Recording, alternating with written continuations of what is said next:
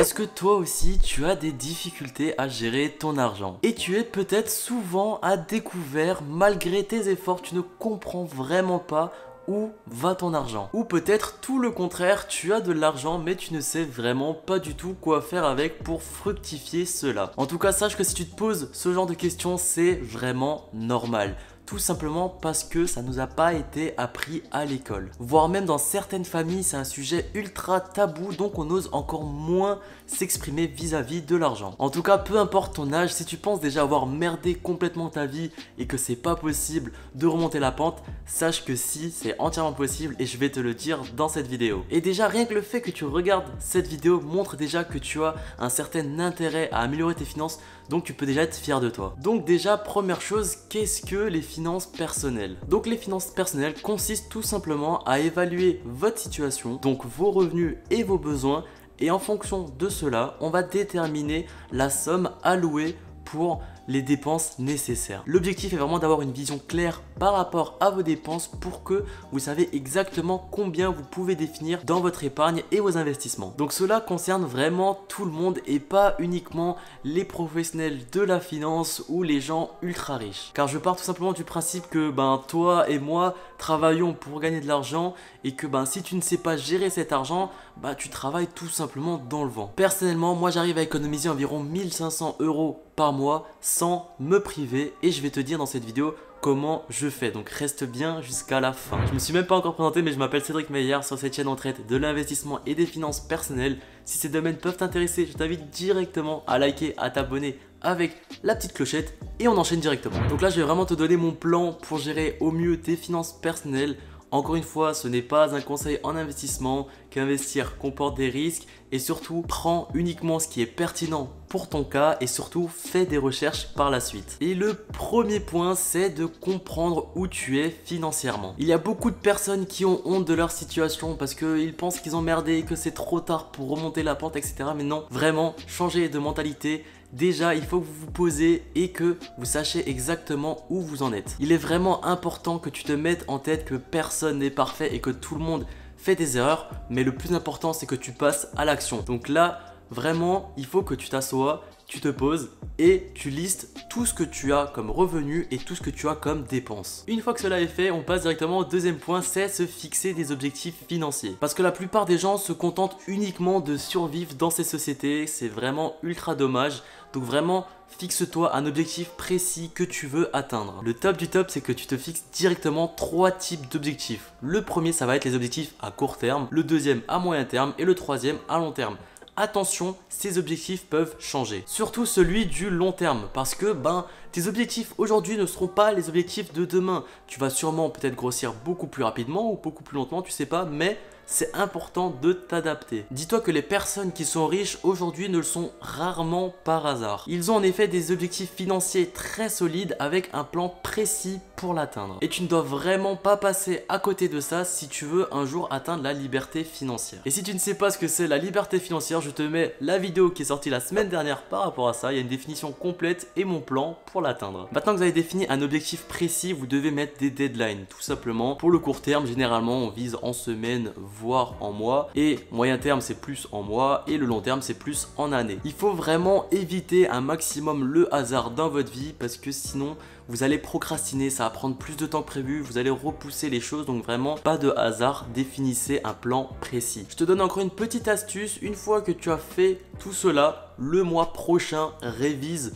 tous tes objectifs. Dans tous les cas, tu dois régulièrement regarder tes objectifs et chaque fois tu dois le moduler. Par exemple, si sur le long terme tu as un objectif d'acheter un immeuble de rapport, ton objectif à moyen terme peut déjà être d'acheter un gros appartement, allez, un duplex, soyons fous. Et que sur le court terme tu veux commencer avec un studio, sauf que le studio tu l'as déjà acheté. Donc là par exemple, il faut que tu vraiment t'ajustes un maximum. Par exemple, tu achètes 2 studios au lieu d'un sur le court terme. C'est vraiment important de se rendre compte de ses forces et faiblesses et d'ajuster les objectifs en fonction de cela. Je vais te donner une petite astuce aussi. Si tu écris tes objectifs, ils ont beaucoup plus de chances que ça passe tout simplement. Moi j'ai exprès un petit... Attendez, je vais tourner. Voilà, vous voyez l'envers du décor. J'ai exprès un petit tableau où je marque déjà ma to-do list, tous mes objectifs, etc. Et vraiment, je raye à chaque fois dès que j'arrive à atteindre un objectif. Franchement, dans la tête, c'est très gratifiant de rayer les choses. Donc franchement, faites ça, je vous le conseille. C'est un tableau qui coûte à l'action à 2-3 balles. Donc franchement, achetez-le, écrivez vos objectifs et adaptez-les surtout, c'est très important. On passe directement au troisième point, c'est tenir un budget. Je t'ai demandé dans le premier point d'écrire tes revenus, tes dépenses. Maintenant, il faut que tu tiennes un budget strict. Parce que avant de savoir tous les investissements possibles, lequel est le mieux avec la meilleure rentabilité, tu dois avoir une éducation financière stricte. Par exemple, si tes revenus sont de 1000 € et que tu dépenses 1200 €, il y a vraiment un gros problème. Regarde vraiment tous les endroits où tu peux réduire un maximum, surtout en commençant avec ton loyer si c'est possible. Après, il y a tous les loisirs, les restaurants, les services avec abonnement qui bouffent ton épargne, mais de fou dingue. Mais je vais tout expliquer à la fin de la vidéo, donc comment j'arrive à économiser plus de 1500 € par mois. Reste bien jusqu'à la fin encore une fois. On passe directement au quatrième point, c'est la gestion des dettes. Il est important de savoir qu'il y a une bonne dette et une mauvaise dette. Il faut savoir qu'une grande partie des personnes utilisent des mauvaises dettes. Qu'est-ce que c'est? Tout simplement les crédits de consommation. Donc pour acheter une voiture, financer un voyage, financer ses études, et ça coûte vraiment très cher sur le long terme. Si vous avez ce genre de dette, il est vraiment important de le rembourser le plus rapidement possible parce que il grignote vraiment une grosse partie de votre épargne. Je viens de vous parler juste avant des bonnes dettes. Qu'est-ce que c'est? Tout simplement, on va prendre l'exemple de l'immobilier. Si vous arrivez à prendre un crédit, allez à 100 000 avec un taux à 2%, et que vous arrivez à acheter un appartement et vous avez genre 6% de rendement, vous avez réussi à faire un levier sur votre crédit et là ça devient du coup une bonne dette. Donc pour résumer rapidement cette partie, essayez de gommer un maximum vos crédits de consommation et d'accumuler un maximum de bonnes dettes. Et on passe directement au cinquième point, c'est de s'assurer. Étonnamment, il y a beaucoup de personnes qui négligent la souscription d'une assurance. Mais lorsque vous êtes assuré, vous protégez vos actifs en réduisant le risque d'une catastrophe financière. Par exemple, il y a beaucoup de personnes qui conduisent sans assurance. Le jour où vous avez un accident, vous allez devoir payer énormément de votre poche et franchement, c'est quelque chose qui peut tout changer dans vos finances. Donc vraiment, il est important que tu te poses, tu regardes tout ce que tu as besoin dans ta vie. Par exemple, si tu as une voiture, si tu as un appartement, etc.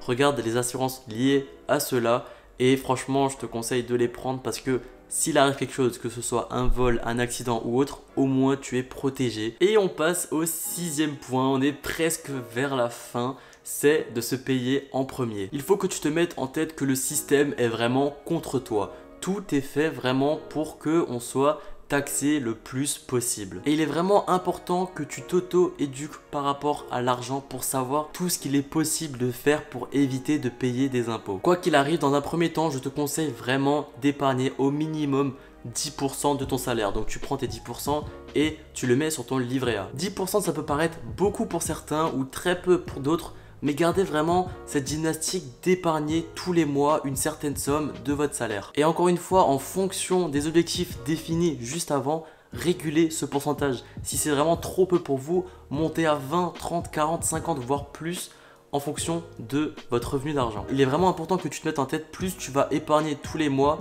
plus rapidement tu vas faire grossir ton patrimoine. Ok, on arrive sur le septième point. Donc maintenant que tu as défini tes objectifs, tu as mis des deadlines, tu es vraiment discipliné par rapport à ton argent, il est important de l'investir. Déjà dans un premier temps, il faut que tu sois au courant de tout ce qui existe, que ce soit la bourse, la crypto, l'immobilier. Il y a vraiment énormément de choses. Regarde ce qui pourrait t'intéresser, c'est vraiment ça l'objectif. Je ne te demande pas de regarder tout en profondeur jusqu'à la fiscalité de chaque domaine dans un premier temps, mais vraiment juste en fonction de tes objectifs. Si tu veux grossir un patrimoine sur le long terme, l'immobilier peut être intéressant. Mais si tu veux te faire du cash rapidement avec énormément de risques derrière, tu peux essayer de regarder par rapport à la crypto, qu'est-ce qui se fait. Juste un petit point, si tu as regardé la vidéo que je t'ai conseillée juste avant par rapport à la liberté financière, avant d'investir, il faut que tu aies un fonds de sécurité. Qu'est-ce que c'est? C'est ultra simple, c'est 3 mois de dépenses. Donc tu l'as défini au premier point, donc tu prends juste ton chiffre de dépenses, par exemple si c'est 800 €, tu fais x3 et ça sera ton fonds de sécurité que tu vas jamais toucher. En gros, si t'arrive un pépin, tu pioches dedans, mais vraiment en cas d'extrême urgence. On passe au 8e point, maintenant c'est la planification fiscale. C'est un peu le point le plus barbant, je vous cache pas, mais c'est le point le plus important sur le long terme. Les personnes qui regardent cette vidéo sont pas tous comptables et même moi je ne suis pas du tout comptable, mais franchement la base d'imposition en France varie de 11 à 45% sur vos revenus. Donc franchement, je pense que ça vaut la peine d'y consacrer un petit effort parce que il y a plein de montages intéressants à faire dans chaque domaine. Je te glisse quelques infos par-ci par-là, mais par exemple, si avant tu as choisi la bourse, il peut être intéressant d'ouvrir un PEA parce qu'au bout de 5 ans, il y a un avantage fiscal qui est non négligeable. Et si dans le point juste avant, tu as choisi l'immobilier, il peut être intéressant de louer en LMNP pour gommer toute l'imposition des loyers. Et comme je t'ai dit juste avant, la société est vraiment contre nous. Ils essayent de gagner un maximum d'argent sur notre dos. Par exemple, un particulier, il va toucher de l'argent après impôt, alors que les sociétés sont autorisées dans certaines mesures à dépenser avant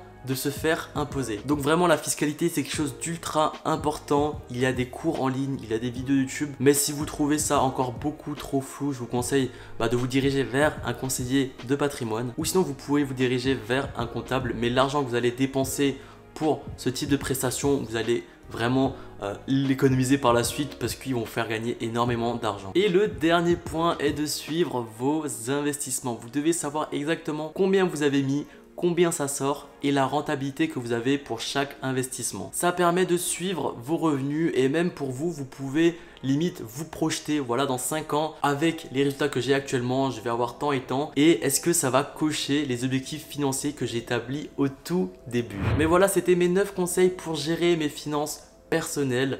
Moi, je vous laissais avec la prochaine vidéo du coup qui m'a permis d'économiser plus de 1500 € par mois. C'est comment gérer mon budget avec la méthode 50-30-20. C'est une vidéo qui est vraiment très intéressante pour pouvoir tenir un budget strict. Moi, je vous dis à la prochaine. Ciao, ciao.